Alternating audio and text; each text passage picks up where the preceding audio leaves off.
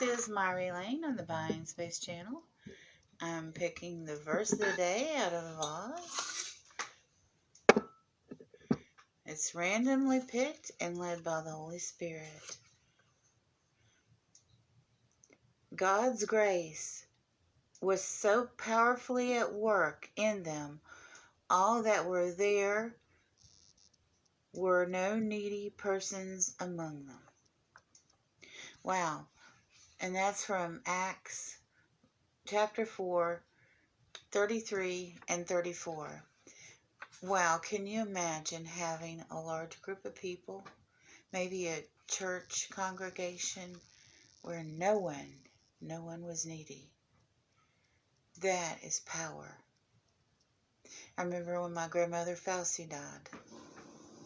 She had 7 children, and all were living at the time of her death. And she was 98 years old. And all seven of her children were living and successful enough to travel to her funeral, and some are quite wealthy. So all of my aunts and uncles and my mom attended their mom's funeral, and they were all senior citizens at the time, all healthy and wealthy enough to travel distances along the East Coast to attend. My grandmother Falcy was a powerful woman. She did for her family what she needed to do in times of trouble during the Depression.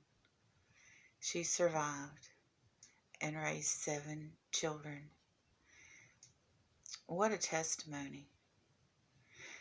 And I didn't plan to talk about my grandmother, but she definitely was a Proverbs 31 woman, and she knew every single solitary tree. She knew their leaves. She knew how you could use the bark or the sap from that tree. She had knowledge of plants. She loved hummingbirds. She knew birds. She knew about taking certain herbs or growing herbs and putting them in food. She had to make her own soap.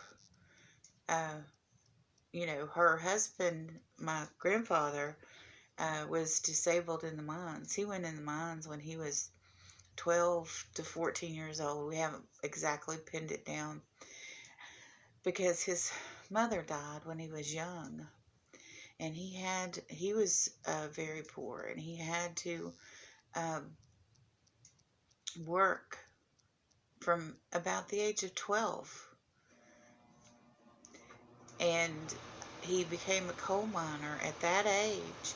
And by the time that I don't know what year he was disabled, but he was disabled from the mines, and they would garden, and they were both at home raising 7 children and gardening and living off the land.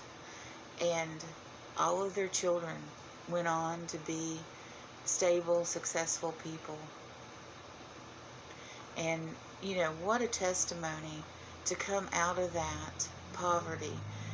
They lived in a coal camp in the 1940s where they used script to go to the country store, and they barely got paid. Her father did that for a while, but her father was a preacher, Reverend Ephraim Jackson Polly, and her mother would make pies from scratch, and she would make all the children's clothes on a spinning wheel, and her husband, from thread. She would make their clothes from thread, and that was her mother. So I have a lot more stories I could tell. I could go on and on about my family history, but today this just reminded me of the success of my grandmother Falcy. At the time of her death, that all her children were there. Have a wonderful and blessed day, everyone.